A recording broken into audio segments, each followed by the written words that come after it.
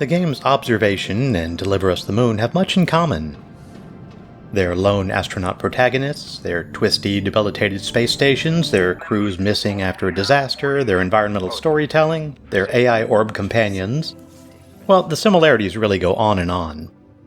But while Observation has a truly imaginative story, beautifully presented and performed with masterful pacing, economy of dialogue, and an understated but ubiquitous suspense, I can't believe this is happening. Deliver Us the Moon skillfully avoids all of these and adopts an entirely different approach. In this spoiler-free review, we answer the question, what are its redeeming qualities?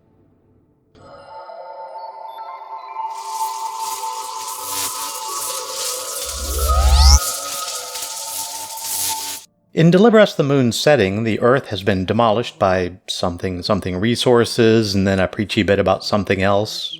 Speed walking, maybe.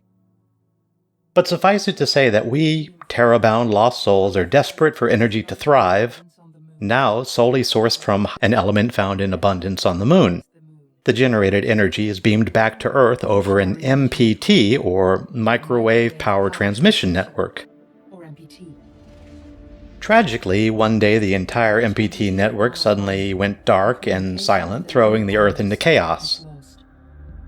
Then, for 5 years or so, apparently nobody did anything, until one day, Rolf Robertson.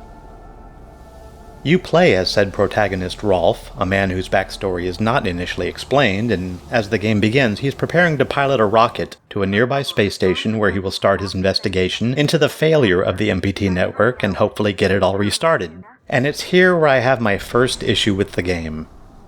During the tutorial level, your mission commander, Claire Johnson, who, when assigned her task, apparently misheard the words Lunar Expedition as Lunar Exposition, spends 15 minutes explaining to 35-year-old Earthling Rolf what has happened to the Earth, why he's boarding a rocket, and what he has to do when he gets there. It's been 5 years since we last received a microwave power transmission from the lunar colony.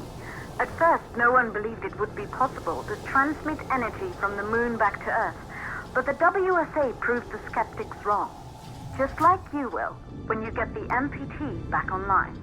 If Claire finds it necessary to continually remind Chosen One Rolf of what his home looks like, where he's going, and what he's doing as he's preparing to launch, the Earth may not have pinned all of its hopes for salvation on the safest bet. This building once functioned as part of the WSA, but it's been our home for many years now. I still can't believe you'll be leaving here for good soon. What starts there continues on for 4 or 5 hours of nonsensical design choices. Here are a few examples.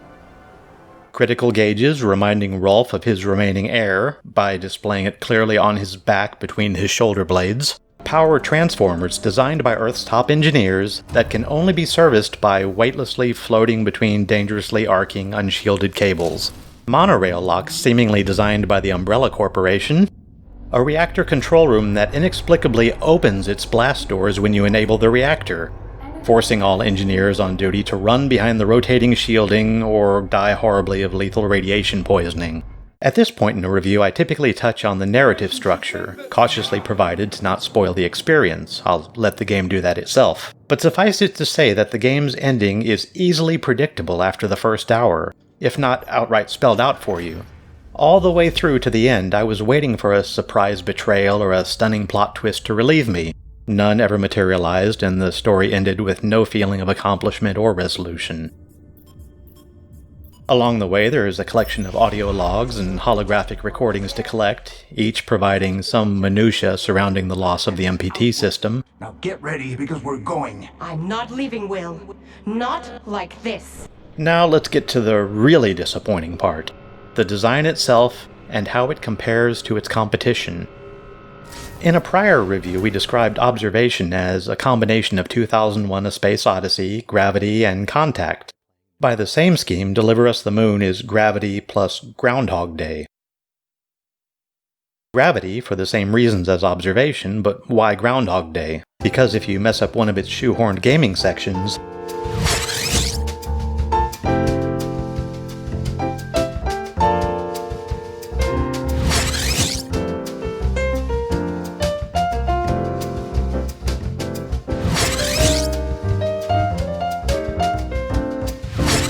In that same review, we argue that if a game designer feels uncomfortable with the strength of a game's premise, story, characterizations, challenge, or pacing, he or she will typically begin to mix breadcrumbs into the game's meatloaf, if you will, padding out the content with orthogonal play mechanics.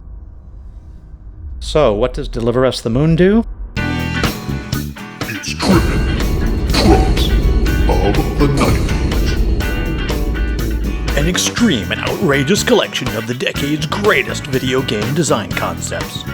You'll get the running out of air puzzles, the box pushing puzzles, the setting items on switches to keep doors open puzzles, the turn all the lights on puzzle, the find the terminal code puzzle, And many, many more. It's like they put every cliché into a blender and pressed, wait, we actually met our Kickstarter goal, now what? Seriously, look at this level.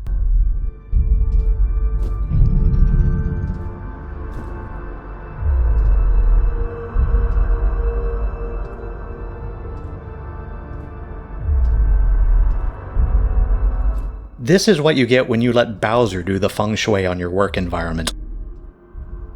At this point, I'd highly recommend having a look over at our reviews playlist, where you'll find a wide variety of games to peruse and a handy subscription option in case you don't want to miss future ones. There was only one point where I felt any sympathy for Rolf, and that was as he dragged himself, bereft of health, driven only by the will to finish the final steps between him and the anticlimax. Good points? Well, most of the modeling, texture work, environmental art, and lighting are very, very good, well above average. What you end up seeing on the display looks sharp and clean when it's visible. Yes, there can be a few glitches here and there, but nothing a few restarts won't clear right up.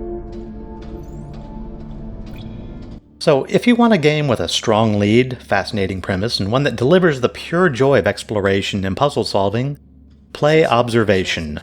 At the same length and price, it wins out in virtually every category.